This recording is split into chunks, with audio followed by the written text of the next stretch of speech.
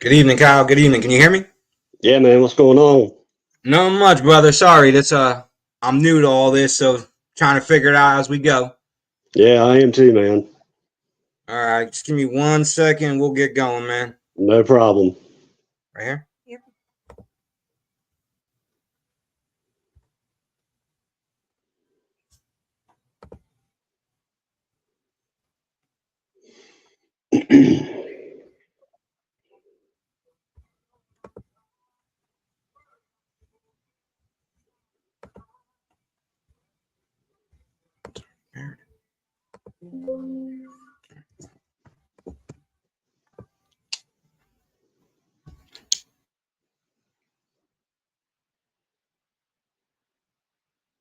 Again, can you hear me? Yeah, can you hear me okay? All right. Yes, sir. Yes, sir. All Good right. All deal. right. How you feeling? Feeling good. Feeling great. Had a good day. Yeah. Yeah. Chopped a bunch of wood today. Oh, yeah. Yeah, I've been doing that for the past few days. All right. All right. We'll give it a little Yeah. bit and see if anybody wants to join us, man. Yeah. Are you using a wood splitter, or are you doing it all by axe? Um, Wood splitter. Yeah. Yeah. Yeah. Yeah. I As mean, we get up growing up, there, huh? in age, we need that wood splitter, man. Yeah, definitely. Mhm. Growing up, man, that's what my dad made me do, from like the age of 10 to until I got out of the house and I got married. Did an axe, busting axe. But Yeah. now I can't hang with that no more. Nah, man. The splitting wedge and axes, those days are way gone. Yep. Yeah. Yep. Definitely. Yeah. I got a bunch of wood split up. So it's helped me. Like I said, when free time is my worst right now. Hmm. And when I have free time, I start thinking, just about stuff. And that's the worst thing for me to do right now, I believe. Yep. A born mind is the devil's playground. All you're gonna do is sit there and think about how can I liven up my life. I've been there many times, and it's what pretty much brought me to my knees many times. Yeah. But An idle mind is the worst. there you go. That's the word I was looking for, but I couldn't think about it right from the start. All right. Well, I mean, we can get going. See, who jumps in. We can Yeah. share it and get the word out. But just give a little backstory of what I'm trying to do here. So every Thursday night, I'm going to start fresh in recovery. So people that are new to recovery, I'm going to bring them on and have them share their story, and then we can just sit here and talk. And Yeah. hopefully, somebody sees these videos and it inspires them to get what we got. Hope so, man. Yep. Yep. All right. I mean, so I'm just going to ask you some questions. We'll sit here and discuss them and talk about them. And, I really don't want to share too much of my story on this night because it's not about me tonight. It's about you and whoever needs to hear your story. Okay. All right. All right. All I mean, right. I feel, All right. So, I'm sorry. Go ahead. no, please go ahead. Go ahead. I was just going to say, I don't know. Um, sometimes I feel bad, like when we're talking and messaging back and forth, like I feel like I bombard you with messages, and I don't know. That's just the way I feel sometimes. And I don't want to be like overloaded. Yeah. Listen, Kyle, if I didn't want to do what I'm doing, I wouldn't be responding. I wouldn't be trying to help. That's good voice and the bad voice in your ear telling you you're probably bothering this guy, which it ain't true, man. You know how Okay. I am. I'm Yeah. straightforward. I tell you how it is Yeah. because that's what people need. People don't need to hear what they want to hear. They need to hear what they need to hear. Yeah. And I appreciate that, man. And since we've been talking and messaging back and forth, I mean, that's how you've been. And I appreciate that, man. And it's tremendously helped me out in more ways than you have any idea. Man, listen, I'm just trying to do what I wish somebody would have done for me when I was in my addiction because I had to figure it all out. I had to figure out the right ways, the wrong ways. And this is over, 20 years of using. So why wouldn't I share my knowledge of what I experienced? If you get what I'm saying there. Oh yeah. Sorry about that. I had to get hot in here. So You ain't got I had nothing to to be pull my sorry about. sleeves up. I had to pull my sleeves up. Getting ready for the dirty work, huh? Yeah. Yeah. All right, man. Well, I guess we're going to start off, if you don't mind, just tell me a little bit about how your childhood was, your teens, and then maybe a little bit into your adult years. Yeah. I mean, my childhood was good. Grew up alcoholic father. Mhm. He drank. Um, like I told you before, I grew up in church. Went to a Christian school my whole life, from K3 through 12th grade. But childhood was good. Nothing traumatic happened. You know, other than dad get drunk, mom and dad start raising hell. And there was many nights, where they, 2, 3 o'clock in the morning, just fighting, because dad was drunk, and that went on from to the time I was born till I was probably 9 or 10 years old. My dad had a nervous breakdown, went into the hospital, got help, quit drinking, and so my childhood wasn't too bad. Teenage years, I got a brother that's 9 years older than I am, so he was a great big influence on me. So when he was 18, I was 9 years old. So what I saw him doing, I thought was cool. I looked up to him. He didn't go to Christian school. He was in public school and all that. So he was introduced to, smoking pot and all that. So, shoot, my first time I smoked pot was probably 9 or 10 years old. And, did that. I did that as well from probably ages of 12 to probably 25, 28, and quit for a long time. But like I said, he was a big influence on me because I saw him do things and I thought, he's doing them. What's wrong with it, And Well, that's the people that we look up to. Yeah, exactly. Yeah. We want to be like them when we get older. Yep. Exactly. And, whatever he did, I wanted to do, because I wanted, like I said, I was 9 years younger than he was. So I wanted to be accepted by him, as I got older into a teen, like 16, 17, 18 years old. And, he got into doing pills and doing heroin and stuff like that. But I was always, and he offered me the heroin, but I never did it because I didn't want no part of it.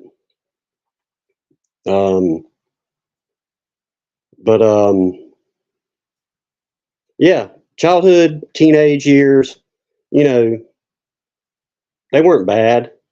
Just normal teenage stuff, partying, drinking, hanging out, that kind of stuff, Sneaking into the woods. Yep. Partying in the woods, doing all that good stuff. Yep.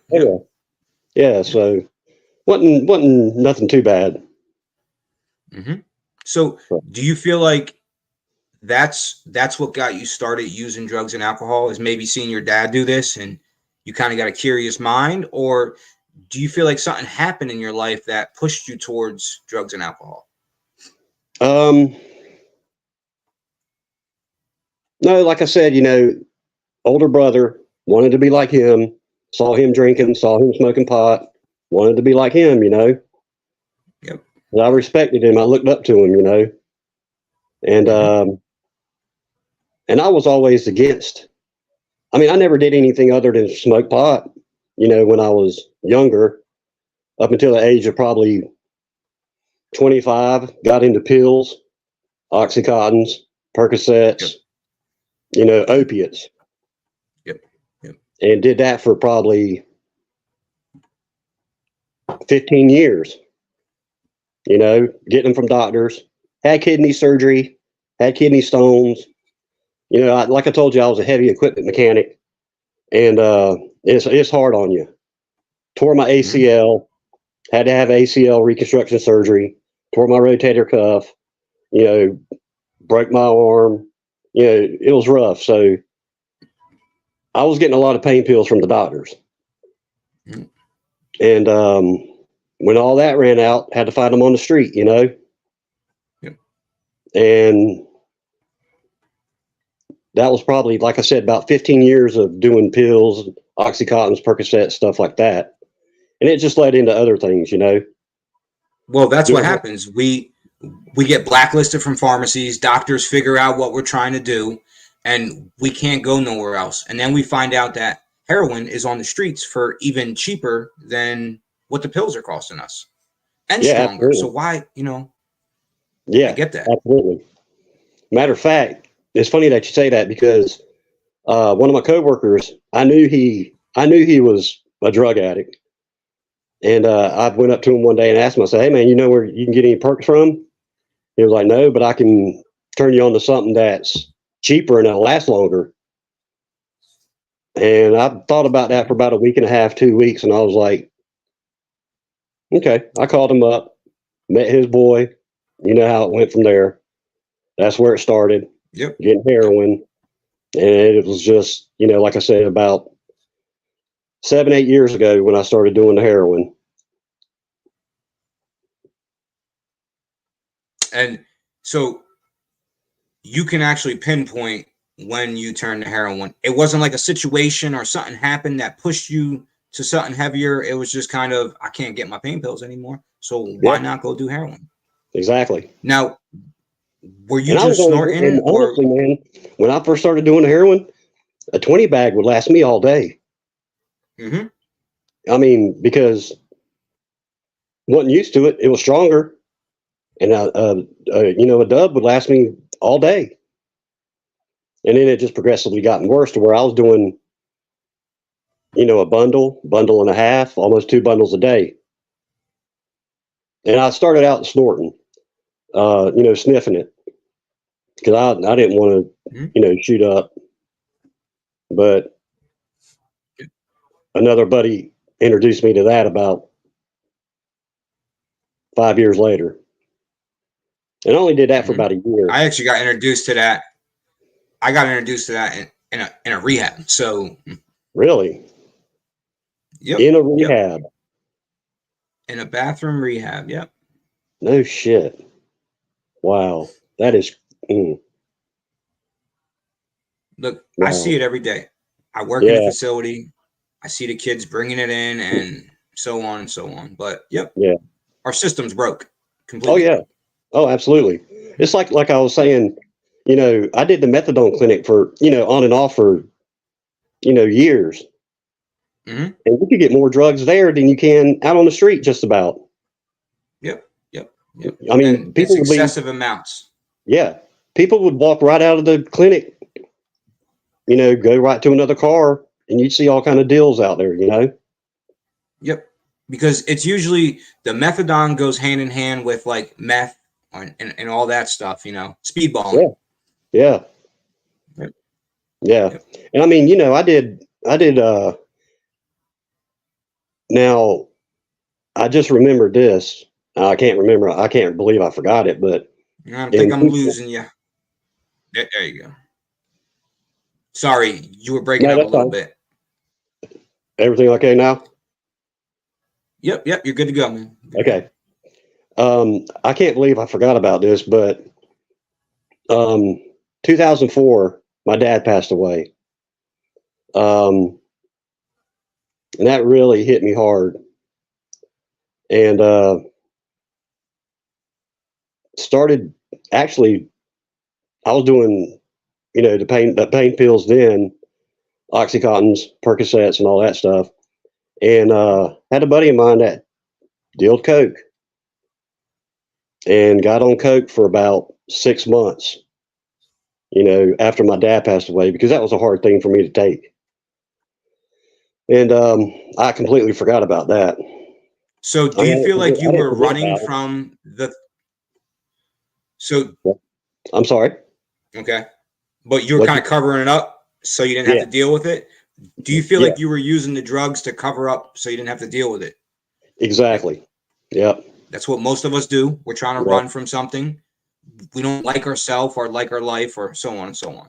Yeah. And man, when you're using, you're not in your right mind, so it,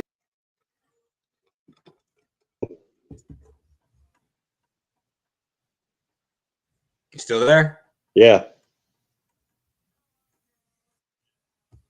All right. Yep. You're good. I got you. So you Okay. were saying you're not in your right mind. Yeah. When you're using, you're not in your right mind, and just Mm-hmm. honestly, I mean, there's a lot of things I don't remember, Mm-hmm. Yep.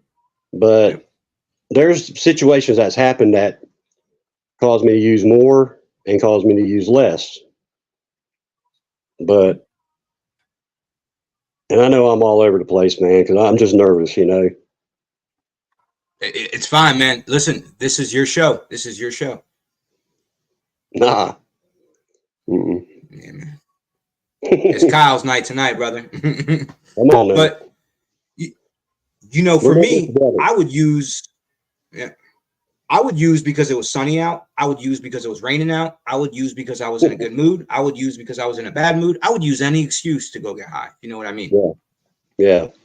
So When I got married, um, things were good for a long time. And you know how it is, man. Things just get kind of not stale, but just not like what they used boring. to be. Yeah, boring, exactly. Yep. And Yep. we Yep. get in arguments, and this is when I was, starting to use, the heroin. Um, and we'd get in an argument, okay, I'm gonna show you. Then I'd go out to my shop, and sniff me a line, thinking to myself, yeah, I showed her, by doing that, she didn't even know a damn thing about it. She didn't know nothing Mm-hmm. about my drug use. Yep. Yep. So can I ask you a question about your relationship? Do you feel like you were putting the work in to get back what you were hoping to get back, or were you just kind of in the relationship? I know this is weird to say, but I was a functioning addict. Okay. If that Okay. makes No. sense. Had a killer job, Yep. welding, mechanic work, kept the yard up, kept the house up. I would do stuff around the house that just because I didn't want her to do it. Clean the house, laundry, cook, everything, cut the grass, everything, just so she didn't have to do it. Because I guess I Mm-hmm.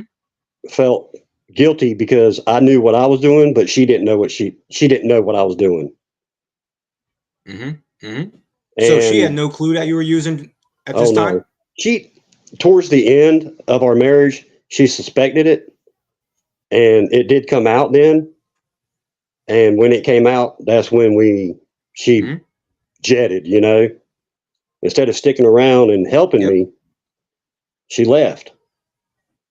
And it just got worse from there, man. Because Well, see, it broke me when that happened. I can completely understand. People get scared when they think addiction or they hear somebody's in addiction, and if somebody's not strong themselves, they're not going to stick around. Yeah, Because a lot of the time, just like we would run with our drugs, we would run from our problems. yeah, That happens in reality too with people that are not even using. right. Mm-hmm. And the thing about it is, she knew better. I mean, she grew up in church. Her dad was a preacher. They were, her mom and dad were missionaries. She was born in Japan because that's where her mom and dad were serving as missionaries. Mm-hmm. And I don't know. And I mean, honestly, I would have left my ass, for the dumb Yep. shit that I did. And I Yep. mean,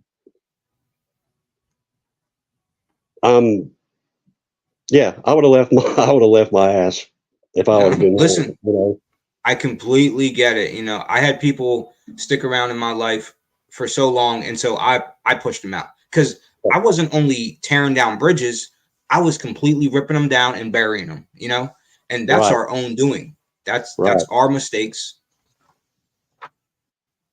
And we were married like almost 22 years. Mm, Yeah. Yeah. man, I look at life like everything happens for a reason. There Yeah. is no coincidence. There is no, you know, maybe that's just not the life she wanted. Even if you were in recovery, she still might have been like, this ain't what I want. I know what he was Yeah. doing. He was hiding it from me because it's kind of like we're keeping this huge secret from somebody that we're supposed to love and be our best friend. So you really can't blame them for when you drop something like this on them when they're like, I can't stick around anymore. Yeah. Yeah. Yeah. And then she would ask me, she knew, like, like I told you back in the day, when I was doing the pills and going to the doctors and, knee surgeries, all that stuff. And I messed my lower back up pretty bad too. And I mean, like I said, the doctors were just feeding me pain pills, man. Yep. And she suspected it then about she asked me, because, I mean, straight up, she asked me if I was addicted to the pain pills. And I told her, I said, yeah, you know. Now, And were you taking them as prescribed or were you just off from the rip, popping, popping, popping them? dude, I'd get a script of 60 pills from my regular doctor. 2 days they'd be gone, you know, and getting, you know, scripts from my, orthopedic doctor, my urologist, for kidney problems and stuff like that.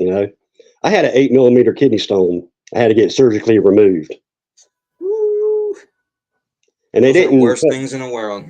And they did not cut me open, if you get what I'm saying.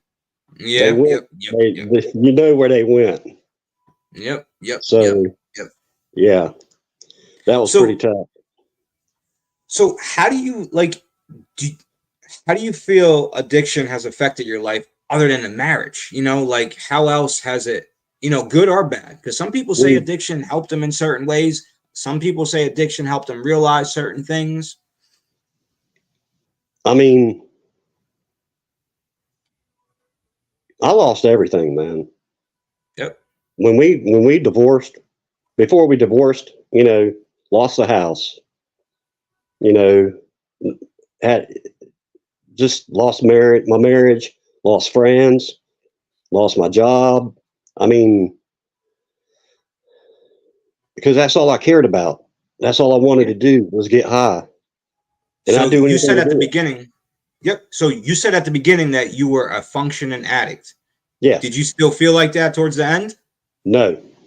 No, Not at all. because it's always the same story. I was a functioning addict at the beginning too, but there is nobody that you can show me doing hard drugs that can keep their life together and do everything else.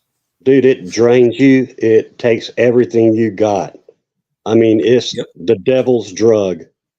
Yep. And this was with heroin. And it's the devil doing it. Yep, absolutely. And this was heroin. Now they got this new stuff out that is even crazier. And the addicts are getting younger and younger. Yeah. Well, see, when I started it, you could still get what they call brown, heroin. And then it slowly progressed into nothing but fentanyl. Yep. When I first heard of fentanyl, I was like, what the hell is that? And then I was like, the dude I'd get my stuff from, he was like, just try it, man. You'll like it. I didn't know what it was. I was like, man, this is great, And it just blossom from there. Yeah. I mean, it tore me down to nothing. Yep. Believe me, I've been there. When people ask me what was the H like when I would do it, the best way I can describe it is like the whole universe is giving you a nice warm hug all at once, and all your problems just disappear. And that's why people get addicted to it, because just like that, everything's gone and you think life is peaches and cream, but that's just the drug, masking all the real problems and all your real feelings. Absolutely. And see, I guess that's what I was doing. I was just running away from, trying to mask the pain from, dad dying, marriage failing, and I just not knowing how to deal with it, you know? Yep.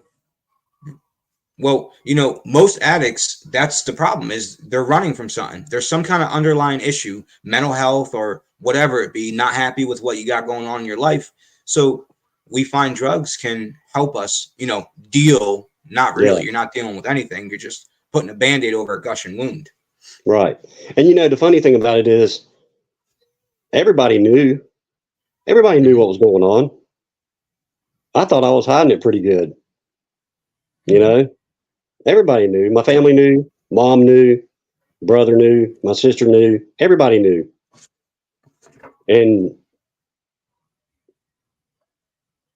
I told myself I got it under control, and which really, that's just your addiction a lie talking, to yourself. A lie to yourself. Mm-hmm. Yep. That's your addiction. Just like, I don't know if you ever had to rob, steal, boost, do whatever you had to do to get your next fix, but that's your addiction. That's, listen. So tell us a little bit about it, if you would like. About what? Boosting? Just how did you keep your addiction? No, it don't just have to be that. I had to do to get it? Yep. Like, how did you keep your addiction? Okay. Yep. I mean, like, I was still working at the time here and there for a tree service company. We would work like 7 o'clock in the morning till 12 o'clock in the afternoon, just at lunchtime, I make $100 a day, which tax-free money, cash, that ain't bad, $500 a week. Before I'd go to work, I'd go pick up my dealer and give him a ride to the methadone clinic, and he'd give me a couple of bags for that. That's one way that I would do things that I would do. And I would, whatever it took, man, I'd go steal stuff. I'd, pawn stuff, sell stuff, whatever it took. So, I mean, now that you're sitting here looking back on this and reflecting, do you feel bad for anything you've done? Like, does it still bother you or eat you up? Because I know I've done stuff in the past that, nightmares are made of, but if we don't forgive ourselves, we can never move forward. Yeah. I mean, as far as like the boosting stuff and stuff like, that kind of stuff, I was always the driver, and there was somebody else that would go in and boost it. If nobody knows, boosting is you go into a store and you steal practically. But yeah. Go ahead. Sorry, Kyle. Yeah. Nah, I would drive my truck and have,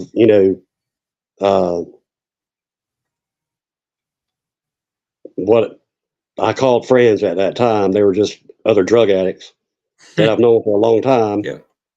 And I would drive them around.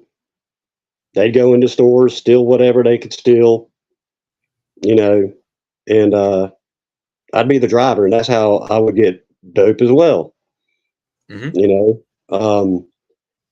As far as what I regret the most and feel bad about the most is what I did to my wife during that time. That is the worst thing that bothers me out of everything.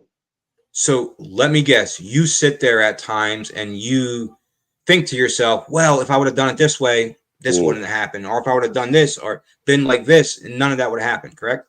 Absolutely. All the time, man. Yep. And listen, those kind of thoughts the hell out of me. Yep. No, I mean, I get it. I've been there. I've stolen from family members,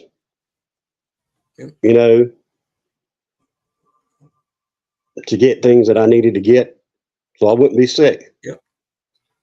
And I mean, I feel bad about that as well. And that bothers me as well too, because it's just, dude, you ain't supposed to do that to family, No. But at the time, I didn't think nothing of it. Because all I wanted was the drugs, But the biggest thing that bothers me is what I did to my wife at that time. Putting her through hell. Now, for so long. So how long ago did you guys get a divorce again? We separated in 2016, Okay. but So it was, I'm sorry. no, please go ahead, man. Yeah, 2016 we separated. I mean,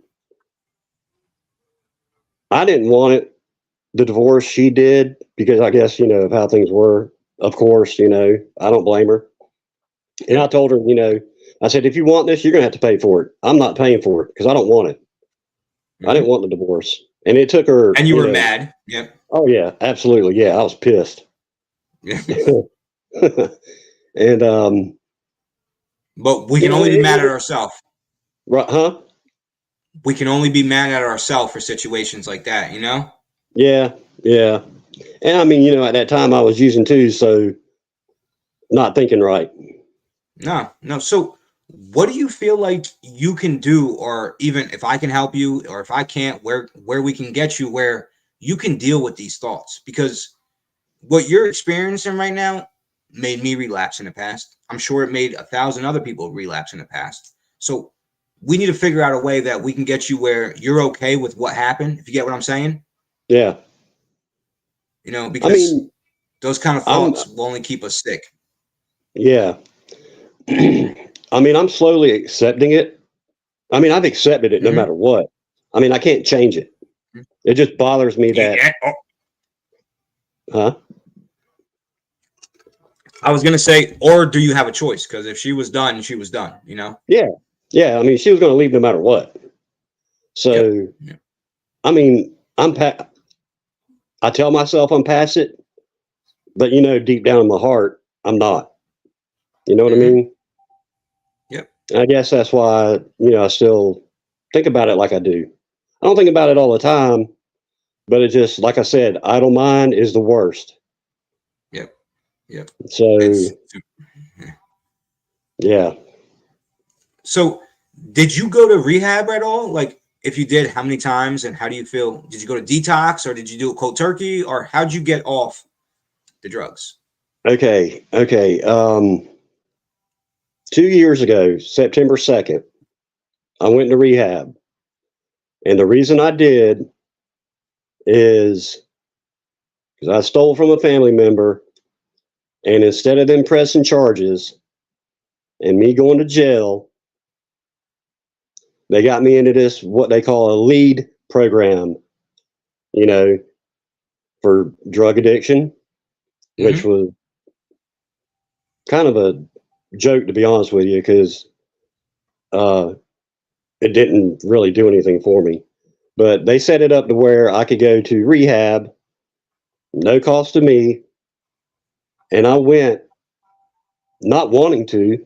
I did it for basically to keep out of jail and do it to please my family. Yep. And I mean, when you're there in rehab, the first couple of days, you're not on nothing. They don't give you nothing to help you. And I was like, my God, what did I do? Am I going to get any help from this? And I ended up taking Subutex in rehab, which was good. They wanted me to get up to like 16 milligrams a day. And I wouldn't do that because I didn't want to do that. I only did 4 milligrams in the morning, 4 milligrams in the evening, only 8 milligrams. I only got up to 8 milligrams while I was there because that was enough for me. I didn't feel like I needed to go up to 16. And they were pushing me to go to 16 milligrams of Subutex. I didn't want to do that. And, I didn't want to do the methadone because they offered methadone, Suboxone, and Subutex. And, all the doctors and nurses told me that Subutex was the easiest one to come off of. You wouldn't have many withdrawals because when you get out of rehab, they want you to go to a facility for maintenance, methadone or Subutex or Suboxone. See, And that's I had to set see, that up. I had to set that up, but I knew I wasn't going to go, to a clinic for that. And the day I got out of rehab, I got home, went straight to my man, shot up, mhm. you know, see, two bags, and that was the start of it all over again. See, I don't have a problem with Suboxone or methadone. My problem is I feel like they're just using them drugs to substitute the drug you were on initially. Because Absolutely. eventually you're gonna have to detox off either one of them drugs. And my personal experience came off 120 milligrams of methadone, and Yeah. I came off 16 milligrams of Suboxone a day. Those two were 100 times worse to come off than the H. Yeah. Yeah, absolutely. Like I told you before, I went to the methadone clinic. I did methadone for, about a year. And I just got tired of going to the clinic every morning before Mhm. work, 5 o'clock in the So, morning. can you tell us what that entails when you say going to the clinic? What do you mean? Like, what do you mean by you're going to the clinic? What's happening? Are you just pulling in a parking lot? Like, just tell me Yeah. what it would be like through a day of you. So you get in your car, you drive to the clinic. How long does it take you to get to the clinic? What do you do when you pull in a parking lot? Do you have to Oh, do yeah. I groups mean, at your clinic? it took me about 10 minutes to get to the clinic. I'd go in, pay my little $15 for, my dose for the day and stand in line until I got my dose. And I Yep. was up to like 85 milligrams a day. And, after I dosed, you know, sometimes I'd have to see my counselor. Sometimes I wouldn't, and, uh, of course, doing a urinalysis test and all that stuff. And, I'd always have stuff in my system because I was still using when I was going to the clinic. Yep. Yep. Yep. Leave there, go to work. So, Drive 45 minutes to work. yep. From work from 6:30 in the morning till 2:30 in the afternoon. Come home. Well, on the way home, I'd stop and see my man. It was like that every day. And I just got to the point where I just got tired of going to the clinic, the methadone clinic, and got tired of that. And like you said, coming off of methadone is way worse, way worse than coming off of heroin. Or Mhm. to me, it was even when I stopped 2 months ago, coming off the fentanyl, it wasn't as hard. It wasn't coming off the fentanyl wasn't as hard as coming off the methadone. That stuff gets in your Mhm. bones. That stuff gets all in you, man. And I mean, when I quit the methadone, dude, I felt that for months and months after I stopped doing that. Yep. Yep. And I Yep. didn't Yep. want to do that I didn't want to do that because I mean, hey, I don't have nothing against it. I don't have nothing against any medication that helps somebody with withdrawals. It just Mhm. didn't work for me. Yep. And Suboxone never worked for me. Um, some people it does, some people it don't. If it works for Yep. you, Now, great. just in case nobody knows, Suboxone is it's buprenorphine and naltrexone. It's a blocker. Plus, it helps you not crave. It helps you not feel detox or withdrawals. And then methadone is pretty much a painkiller on steroids. It's legalized heroin, Yep. synthetic heroin. I think that's what my Yep. opinion is. So, Methadone clinics. I don't know. I got mixed feelings about them. all right, tell me, share them. Like I said, I think they're legalized drug dealers. Mm-hmm. I think they're not. When the clinics that we have here in Fayetteville, North Carolina, um, they they act like they want to help you, Mm-hmm. but they don't really care. I see You it every know, day at the facility I work. As yeah, long as they're getting their money, they don't care. They don't care if it's exactly. a revolving door. I'm working with the adolescents a lot, and you'll see the same kid within a 6 month 3 times coming in for the same thing constantly. So these people see the system is broke, but they're not doing anything about it. Right. It makes you wonder what is really going on right now. Right. I But have that's a, for I have another a, episode. yeah, I have a nephew that's 30 years old, and he goes to the methadone clinic, and he was big into benzos, uh, you know, heroin, just any drug that he could do, he did. And Just that's what I was. I was a yeah, garbage head. Anything that can take me out of myself or make me not feel or hurt or anything, I'm taking. That's yeah, what we do as addicts. yeah. But he goes there, and it helps him, which is great. That's awesome Hmm. for him. And he hasn't done anything in 5 6 years other than methadone and smoke weed. Hmm. Um, but he's epileptic. He's got a bunch of health problems, and that's you know that's him. That's good for him. But it just he enjoys going down there. I didn't, Hmm. and like I said, I think they're just legalized drug dealers. Yep. I completely know. So, do you feel like your first rehab didn't work because you didn't want it? You were doing it for everybody around you and everything else but yourself? Absolutely. I didn't want to go. Okay. I didn't want to Hmm. go. I was enjoying, getting high. That was Yep. my thing. Every morning, go see my man, get blistered. Yep. And Well, we don't realize we get addicted to the drug and the lifestyle. We get addicted, exactly. it's the whole thing that we get addicted to. The chaos, the loud, Yeah, whatever. yeah, We love it. yeah, We love it. yeah. I was just going to say that. I loved it, man. I loved Yep. it. At the time, I loved it. But I forgot what your We're not question in our was. right mind. Yeah, I I forgot was what your asking you question was.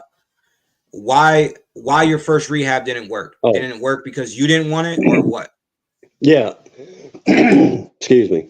Um, it didn't work because I didn't want to be there. Yep. I'd rather be Yep. getting high. Family Yep. wanted me to go. Mom Mhm. wanted me to go. Brother, sister. You know, I didn't want to go. Mhm. And like I said, the whole time I was there, I mean, from the first day I was there, yeah, I know what I'm going to do when I get out of here. Yep.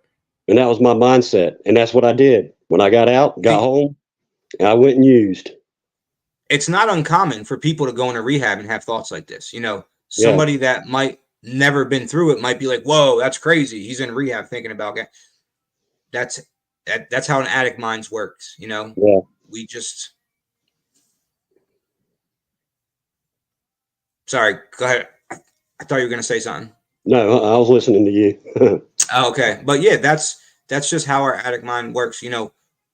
Like I said at the beginning, we do whatever it takes to take ourselves out of ourselves. And if that means sitting in a rehab just because we're trying to make people around us happy, and then think about what we're doing when we get out, we don't realize that we're not only hurting ourselves, we're hurting everybody around us. Yeah.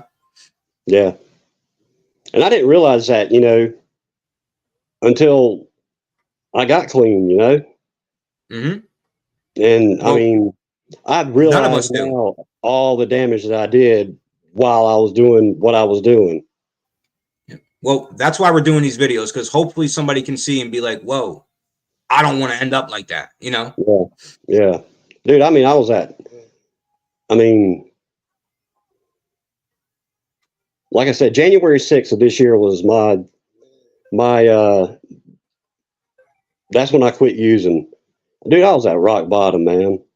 I mean, I'm still at rock bottom, but not where I was.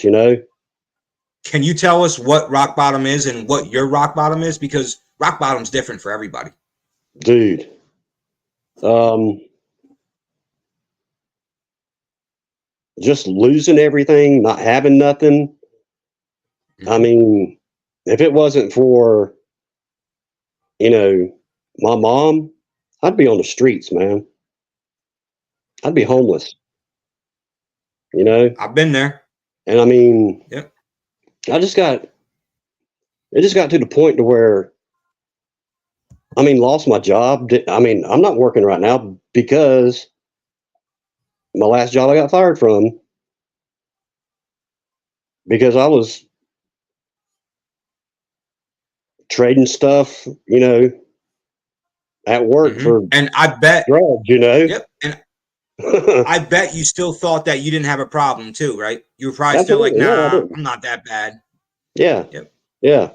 So tell And people that. Tell somebody that might need to hear it, think about that. You're going to sit there and think, I don't have a problem. I'm not an addict like this one. He's worse than me. But in all reality, we're doing exactly what addicts do. We're addicted to this drug. yeah, exactly. I mean, I thought I had it all under control. All Mm-hmm. under control, man. And just the whole time I was just digging myself deeper into a grave of bullshit. Yep. I was lying to myself, lying to everybody else. And, it just, I just couldn't take it no more, man. I got tired of being tired. Sick and tired of being sick and tired. You got that right. I mean, Mm-hmm. and I mean, now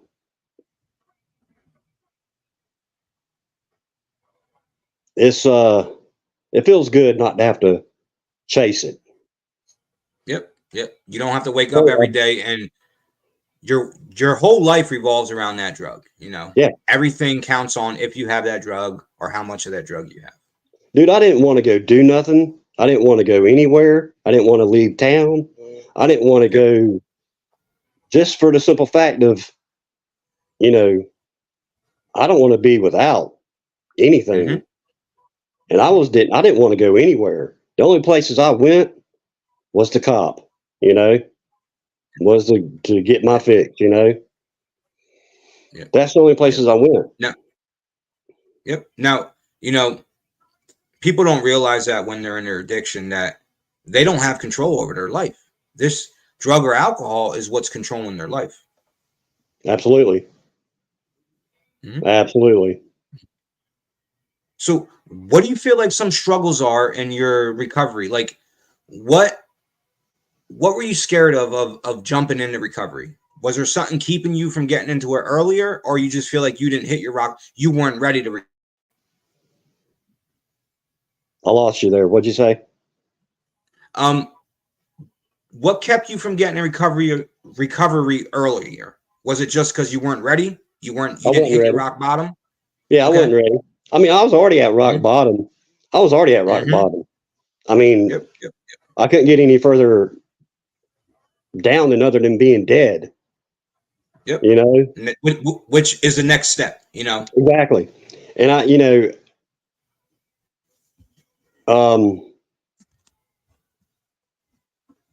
and when you get to the point to where you do whatever you got to do to get it, whether it's, stealing money from your mom, Mm-hmm.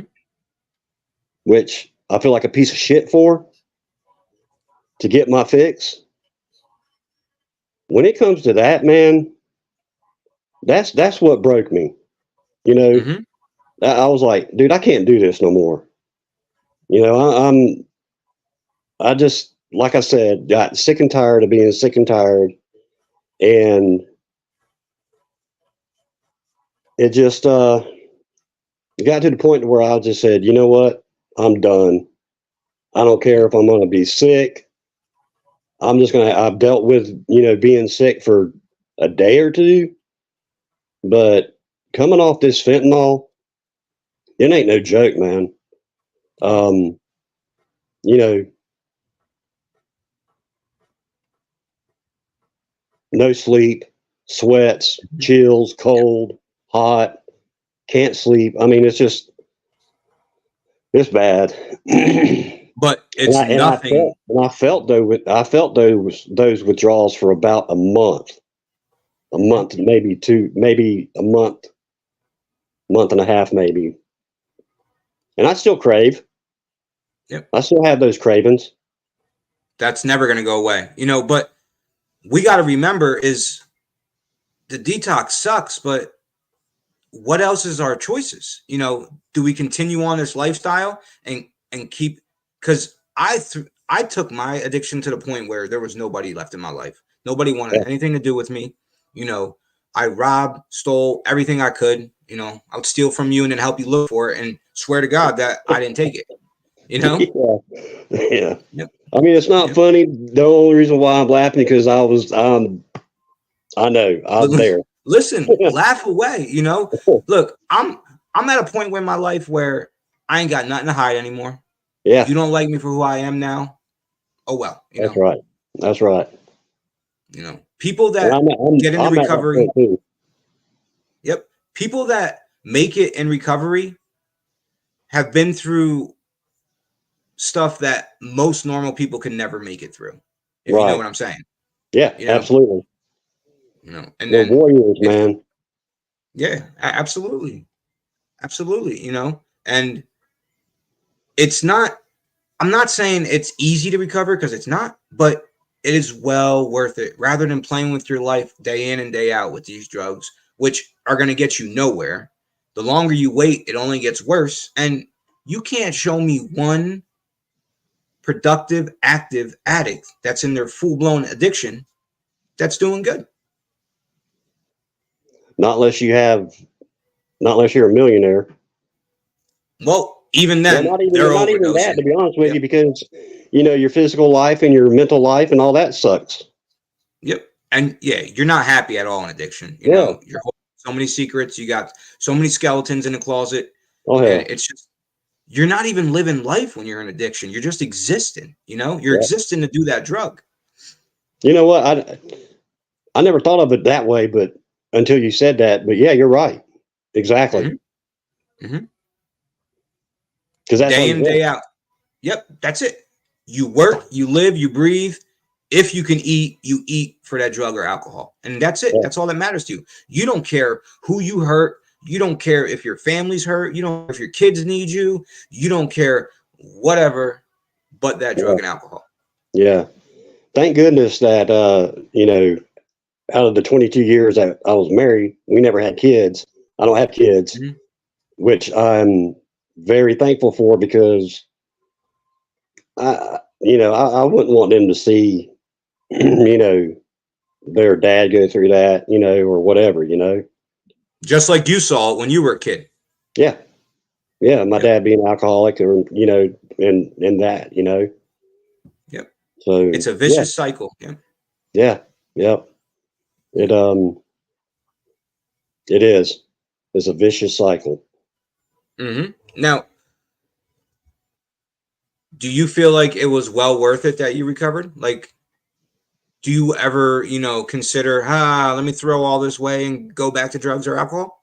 Not at all. Mm-hmm. Dude, it's the So best tell us thing I about that. did. It's the best Mm-hmm. thing I did, man.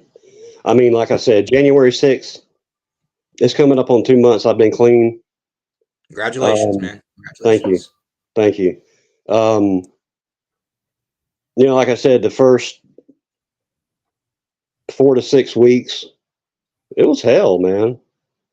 Mm-hmm. And I didn't think I was going to make it through it. I really didn't. I mean, I didn't even want to get out of bed. Yep. Yep. I made myself, I didn't want to eat nothing. I didn't want to drink nothing. I didn't want Mm-hmm. nothing. Yep. But when I felt, and I would tell myself, tomorrow will be better. I will feel better tomorrow. And the next day would come and I didn't feel better. Mm-hmm. But I told myself that day, tomorrow will be better. I kept telling myself that. And it got to the point where I started feeling better. Mm-hmm. And I'm like, you know what? This ain't too bad. If I knew this, if I knew it was going to be, I'm not saying it was easy. It was hard. But looking back at it now, I feel like it was one of the, honestly, the easiest things that I did was to stop and go through. And I quit cold turkey. I didn't take nothing to help me with, withdrawals. No Suboxone, no Subutex or methadone or anything like that. I smoked some weed because that would help me with withdrawals, help me with my appetite. you know, and I did that for a little while, and you know, it smoking the weed helped me, like I said, with sleeping and everything else. But it is one of the best things I did is quitting cold turkey and just stopping because, man, now, like I said, almost 2 months. This past week and a half, I felt better than I've ever felt in a long time. I got such a clear mind, more of a clear mind than I've ever had in a long time. I mean, I'm caring about things that I hadn't cared for in a long time. I mean, things Starting to that feel feelings that you haven't felt in a very long time too, right? absolutely. And Mm-hmm. being emotional, yeah, man. Mm-hmm. Mm-hmm. Oh my God. I mean, it's funny because I don't know. I could watch something on TV and it just hit me wrong, and I just get a tear in my eye. You know what I mean? Just being Listen, emotional. I've It's been there. crazy Yep. because I've never been Yep. like that. I've never been like Well, that. You know, you I've got to always remember been like though. a hard ass. You know? Yep. Well, we've been suppressing these feelings forever with drugs and alcohol. So when we take them out of our life, especially the dopamine ones that go there, when we take them out of our life, those feelings come at you like boom, like a train. Yeah, yeah. And they did. And it's not as bad And as that's it okay. was. It's not as Mm-hmm. bad as it was. I mean, if you're not emotional, you don't have a soul, man. You know, it's just it's been a roller coaster, dude. But it's been a good Yep. one. It's been a good Yep. one. Yep. I bet As you it's much as it's been hell for the first month or so, it's been a good one. I bet you it's the best decision you ever made in your life though. Yes, sir. Absolutely. Yep. Like I said, I Yep. feel great. You know, I'm starting to do things again because, like, for a month and a half, dude, I didn't want to do nothing. No. I didn't. All I did was lay in bed, you know, and watch YouTube. Didn't want to get out of Mm-hmm. bed. Didn't want to hardly do nothing. But now I'm, you know, starting to work a little bit more, getting back in that month and a half of being down, sick. And on top of that, being sick, dope sick, I tested positive for COVID as well. So I was going through being dope sick plus being sick from COVID. Mm-hmm. Mm-hmm. So it was like a double whammy. You know what I mean? Yep. Listen, if you're gonna do it, you might as well do it big. Yeah. And dude, I didn't think I was going to get through it, but you know, by God's grace, man, he pulled me through. Yep. And you know, and honestly, you know, when I came across, you know, you on TikTok there, you know, and I saw your videos, and we started talking. You've been a big part of it, man. You've been a big part of helping me, and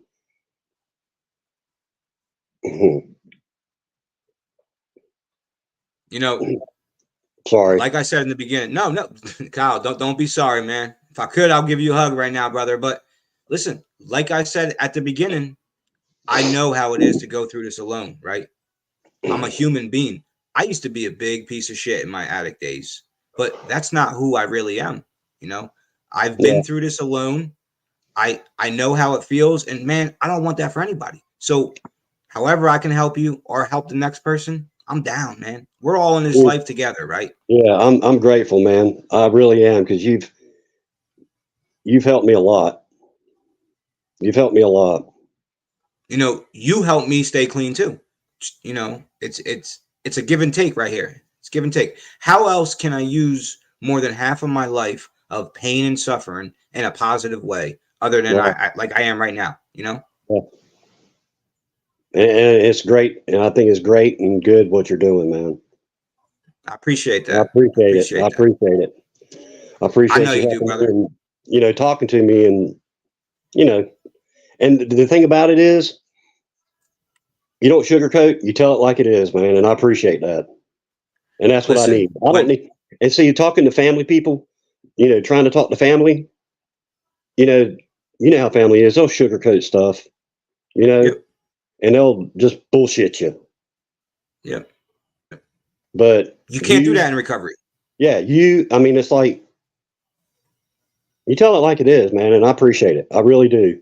I appreciate what you've done for me so far. Hey man, no problem. I'm just trying to do something because our systems are broke. We don't have no help coming. And, whatever I can do to help somebody, I'm going to do. I'm going to be there for you. I appreciate it. What more is life about, you know? Yeah. Yeah. Because I mean, I've done everything else. I've ran the streets, I've hung in the streets, I've used drugs, I've partied, I've done this and that. None of that was for me. This right here is what's for me. yeah. And it's good. It takes a lot of courage to do what you're doing right now, Kyle. A lot of people are embarrassed or they're ashamed. You can't be. You can't change your past. What you did, what you did. There's nothing you can do about it now. But what you can do is try and make up for that. Yeah. And I mean, just by having a totally different outlook on things right now and having accountability, because that's what I feel like I have by talking with you every day. That's being accountable, and we need that. And I feel like, that's a big part of it, Yep. Shit, I forgot what I was saying, man. It's all right. Have you identified like some triggers that might throw you over the edge, or some stuff that starts getting you think about picking up or using again?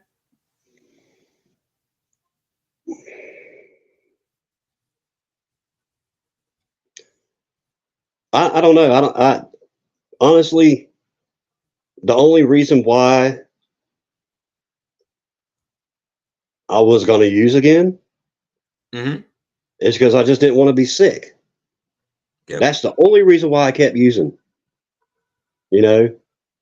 But now it's like I told you, I still have the cravings, but when I have the cravings, I always either eat something, listen to music, or go do something, productive, And Yep. like within 10 minutes of after doing that, I completely forget about it. Yep. See, that's so why I'm keeping myself busy, so I don't do anything. Yep. But I'm just, this is what works for me. I don't know if it's going to work for you or anybody else that comes across this, but when I start getting them thoughts, do you know what the serenity prayer is? God grant me serenity, accept the things. I'll say that in my head over and over again until the thought leaves. And that's something that works really well for me. Yeah. And I mean, I've asked God plenty of times to take those cravings away from me. When I was about the serenity prayer, and I'm like, please, Lord, just take this away from me. And by doing that and being productive and doing other things, and,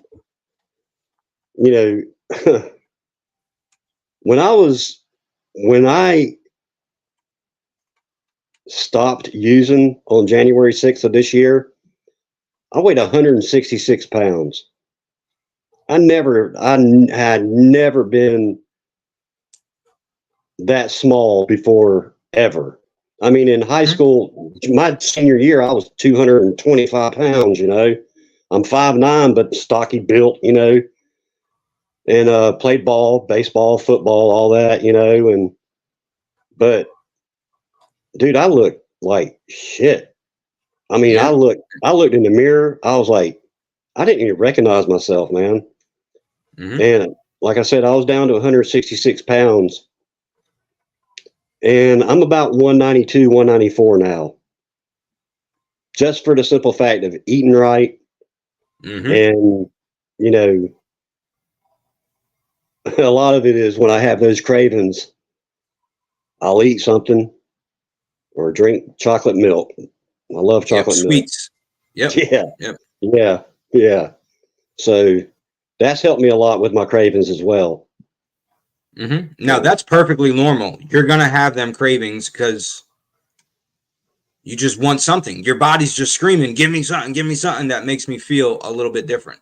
Yeah, yeah. And I didn't know how to deal with that. Yep. Yep. Even though I knew, like on a daily basis, I was going to get high no matter what. But I never hmm had dealt with them. A month and a half, 2 months, almost 2 months of hmm not doing anything, still having those cravings. hmm It's tough to deal with. I mean, some days, like the past couple of days, I haven't had any cravings. Yep. You know, but the day before that, I guess it was what's today, Thursday, Tuesday. I had a pretty rough day because I was craving. But that's when I went outside and cutting firewood and splitting firewood. And it went hmm away. So then what? Do you just move on with your day and you don't even think about it? Basically, yeah. I mean, Okay. it's like when I wake up in the mornings, I feel good. Or when the cravings would come, I'd wake hmm up in the morning, feel good, and then like a few hours after I'm up, it was like, mm, I'm starting to crave this. Yep. And I would try to deal with that for a couple hours, and then I was like, man, I can't take it anymore. I got to go outside and do something.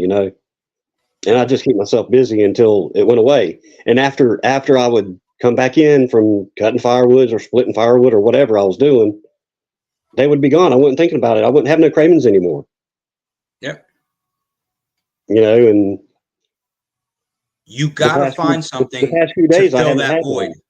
Yeah, Yep. exactly. You know, because that drug filled practically 90% of our life. So when we just drop it, we got to put something else in there so we don't have this idle mind sitting around thinking about this. Yeah, it was like, you know, when I quit, I didn't know what to do. I didn't know what to do. I had no idea what in the hell to do with myself. hmm Well, because I mean, I was so used to, you know, getting up, going to get it, coming back home, using, and just whatever I did that day, whether it Yep. be passed out in the bed watching YouTube or sitting outside in the garage on the couch smoking a cigarette, passed out, nodding out. Yep. I don't, and when I quit, I had no idea what to do. hmm So, you know, I'm starting to do a little bit of work now. I'm walking, exercising, just trying to take my mind off stuff. And hmm that's helped me. And That's helped me a lot. it is And helping you. I'm on TikTok all the time anyway. So, you know, Yep. I mean, what else is there to do? Well, that's why we got to find stuff because life is short, man. Tomorrow's not promised. And I'm sure there's a million things you wish you could do or want to do. Yeah, You got to die with memories, you know, not thoughts. yeah. It's it's been a wild journey, Yep. and it's not But over it's yet. probably the best decision. No. And listen, it will never be over, okay? Unless you want to go back to that life, which we all know at the end of Sucks. the day, it just gets worse and worse and worse. Yeah, yeah, yeah. Because It's we all start out using and everything's great and nobody knows and we can hide it from everybody and we got a little bit of money in our bank account. But I promise you, it's only gonna get worse the longer you go on. And you're gonna be exactly where him or I have been. yeah. That's exactly right. And that's what everybody that I know, everybody that are what let's see, quote quote your friends when Yeah. you're doing drugs or using or whatever. Mm-hmm. Um,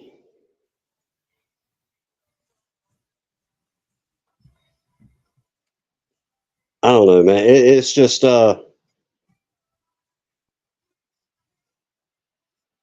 lost my train of thought, man, because I was trying to think of like so many different things at the same time, you know? So why do you say quote friends? I know what you mean by quote friends, but why do you say it like that? Because they're not your friends. The only reason why, because we'd all get high together and that's all they cared about as well. Yep. You know, I mean,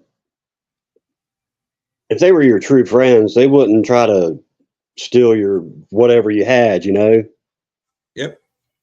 So, Well, if they were true friends, they wouldn't. They would be telling you, "Yo, we can't be doing this stuff." This yeah. is not the right way to be doing it. Yeah, exactly. But yeah, Mhm. going back to that last train of thought about losing everything, how you said, yeah, I got a little money in my bank account, and you eventually get to where it just gets worse and where you have nothing. Everybody that's where I was going to with the quote unquote friends that, I did dope with. Everybody that I Mhm. know that did dope, we all have like the same similar story. Everybody has the same similar story. They start out good. They think they got it under control. Next thing you know, they're in the fucking gutter, man. Excuse me. They're in the gutter, That's right. Yep.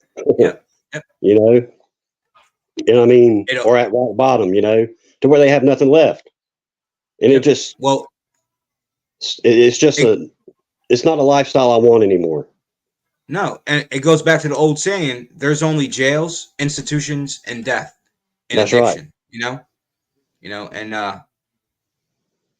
I just wish there was a way that I can get people to see, there is no hope, there is no, gold at the end of the rainbow in addiction. Yeah, I know. But you know what? I mean, unfortunately, a lot of people have to go through what we went through to see that. Yep. And what tears us down makes us stronger. Hmm. Hmm. And I never thought I had the willpower to quit.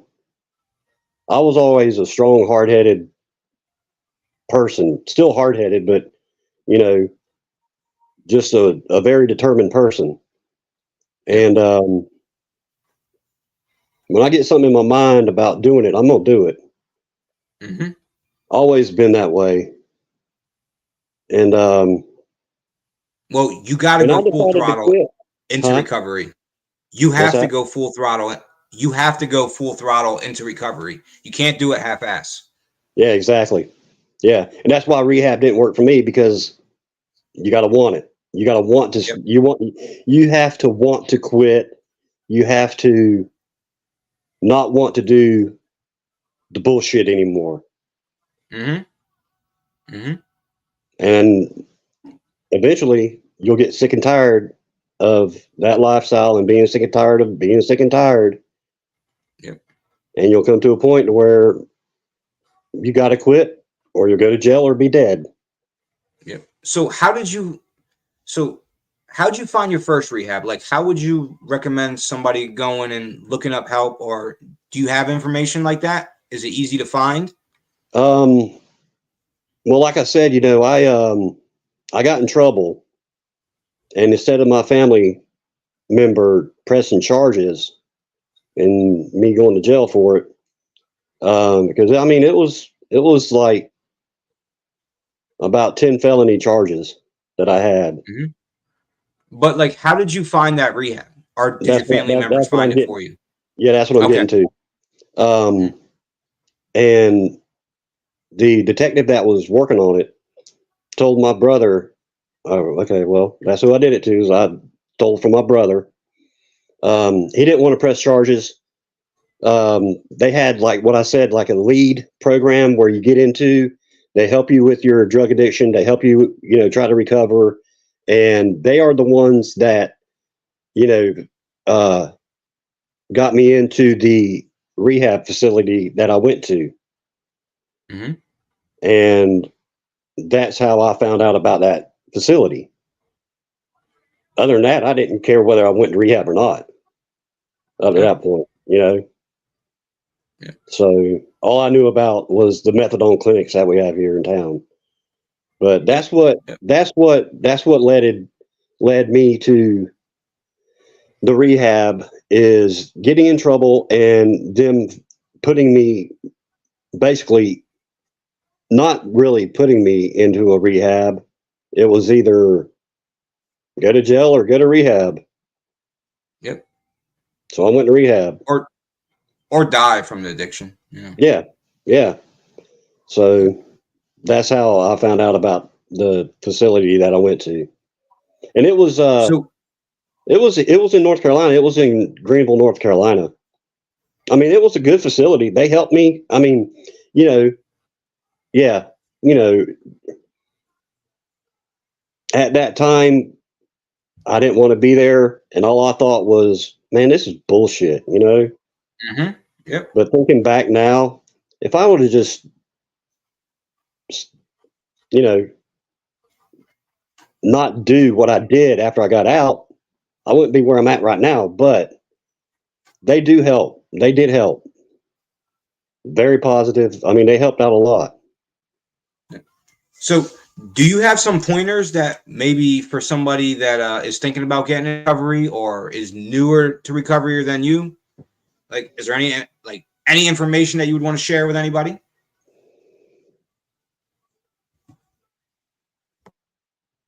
If you're going to do it, like you said, you got to go in all the way. You can't half-ass it.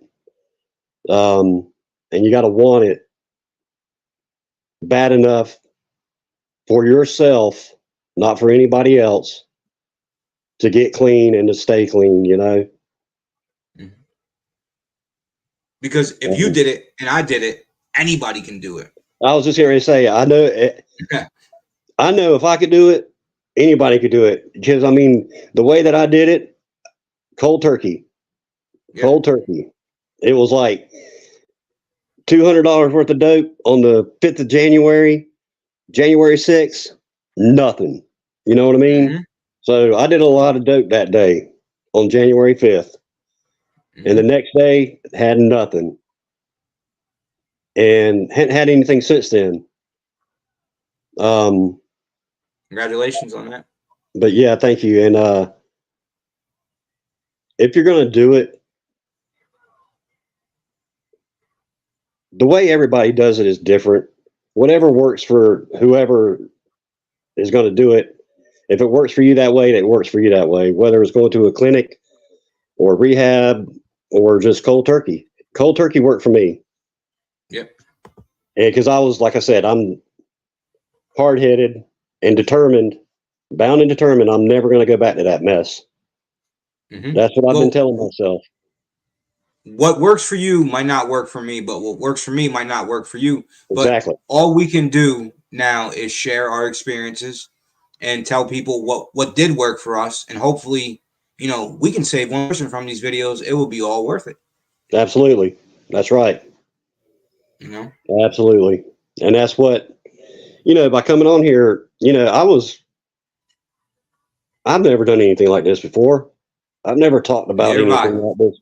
I mean, I've never done any live streams or anything, you know. I have never posted a video on TikTok or nothing, you know. Mm-hmm. And then, you know, when you asked me to do this, I was like, sure, I ain't got nothing, whatever. You know, if it helps somebody get off, get clean, I'm all for it. Because I don't want nobody to go through the same shit I did. Mm-hmm. You know, I don't want nobody to do that. Yep. You know, and like you said, if we can help just one person, it's worth it, man. Yep. It absolutely is. You know, plus, you know, the reason why I'm want to have people on every Thursday that's new in recovery is you got to feel that uncomfortable. You got to feel, you know, out of your element, because that's the only way you're going to recover. You know, that's what we need to do. We're taking ourselves out of one element, which was the drugs and alcohol, into a whole new element. Right. And you should have nothing to be ashamed of. Like I keep saying, your past is your past. We need to move on, but it is what it is. Yeah. We did this to ourselves, you know, so let's see what we can do to use all that negativity in a positive way. Let me ask you this. How do you forgive yourself for the bullshit that you did? I'm not asking you, I'm saying for myself. how can I forgive myself for the bullshit that I did, you know, all those years, you know? I mean, because it's hard. I mean, I don't know how to do that. Look, you know, one of my biggest things was my mother never got to see me recover. You know, she passed before all that. Right. No, it's okay, man, and I appreciate that, but you got to get to a point where you know God's in control. You got to put it in His hands, and you know, you pray about it, and it's just something you got to accept. You did it. You were a piece of shit. You know, you did this, this, and this, but that's not who I was. That's what the drugs were driving me to do. That's what the alcohol was driving me to do. And it's a learning process, you know. It's a learning process. Yeah. I sat there early in recovery and beat it myself down for every mistake I ever made and all these what ifs, or if I would have done it this way, what? You can't do that because that's just keeping you sick. That's just reminding you of some bad shit that you've done and been through in your life.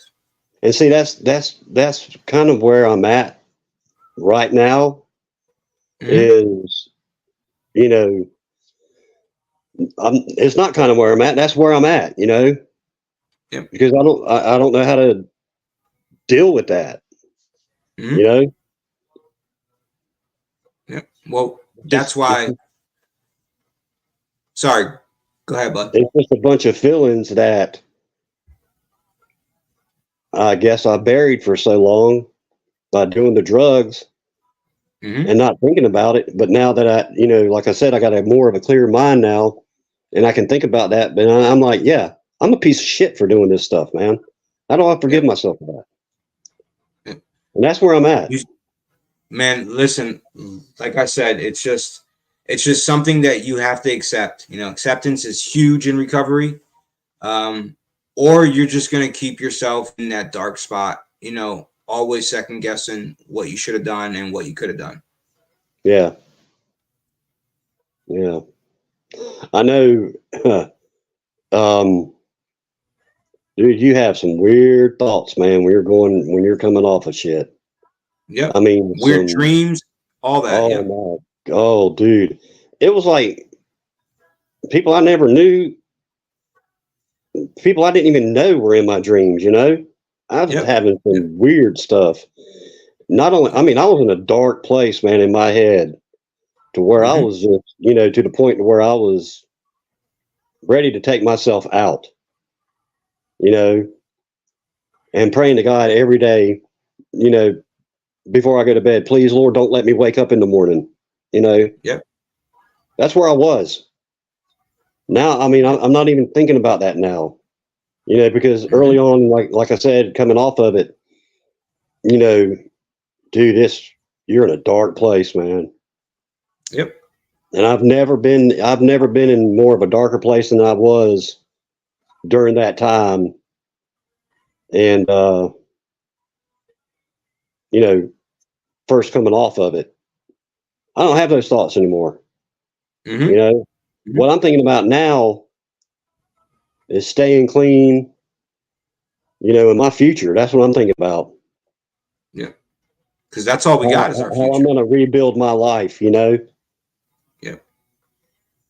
One brick at a time, brother. You know, you got to take your time and build it one brick at a time. Yeah. Yeah. Sorry. Stuff's starting to die here, man. Huh? I'm starting to lose battery power on everything. Yeah. Oh, shit. Yeah. Should have charged a little bit more, but hey, I'm new to this, just like you are. You know, we're learning as we go. Yeah. But well, it's fine. It's good to talk to you, man, because I know we just, you know, message back and forth. But yeah, it's good to put a face, you know, a face. Well, I mean, I've seen your videos, but you hadn't put my voice and face together and all that crap, you know? Nope. I get it, brother. You know, and we can definitely do this more often. You know, yeah. Like I said, it's every Thursday that I'm going to do Fresh to Recovery. Do you have anything else you want to share with anybody that might come across this video and, you know, think, maybe I want to recover, maybe I don't? Dude, if you can do it, if you're thinking about, you know, quitting and recovering, do it. because it's the best thing that I've done in a long time. Yep. I mean, it's the best thing I've ever did, to be honest with you, because I feel like I have my life back and I can, move forward in my life and do the things that I've wanted to do for so long, because I'm not being held down by anything. I'm not being held down by anything. I'm not being held down by the thought of, well, damn, I can't go to the beach fishing, or, I can't go hunting, or, because I can't leave because I don't want to be without it if I want it, So if you're thinking about recovering, quitting, by all means, do whatever you got to do to get clean. It's the best thing that I've done. And Amen, reach out to whoever you need to reach out to get help. Yep. If you ain't comfortable with your family members or friends, there's always 1-800 numbers. Find somebody like me, anybody. There's a lot of people out here that are willing to help, man. You just got to reach out. We can't do the work for you. You want this. Yeah. I mean, I don't know, man. It's by God's grace we ran across each other on TikTok. Yep. Because I was contemplating going to the clinic again, and I didn't want to do that because I didn't want to get into that again, But by just talking to somebody talking to you has helped me out so much. I mean, just by talking to anybody, if anybody is watching this or listening or whatever, just talk to anybody that will listen, that can help you. Because that's the best thing that helped me was talking to you, Steve. Mm-hmm. And no problem, Kyle. Listen, it's really helped me. We're all in this together, brother. Hey, and this is only the start, man. We have a long life, a long road ahead of us, and we'll get through it together, man. Yeah, man. I mean, I'm looking forward to what God has in my future. Amen, brother. Amen. But I'm gonna wrap it up for tonight, brother. Yeah, man. I can definitely, if you're down for another Thursday night, we'll talk, and then we'll set something up where I'm a little more organized and have things going. Yeah, I'm game anytime, man. Anytime, I'll be glad to come on. Anytime, man. I hit you up in the morning. I appreciate it, Kyle. Yeah. All right, brother. Have a blessed night. You do the same, man. Take care, bud. Thanks. You too. Good night. Good night, man. All right, bud.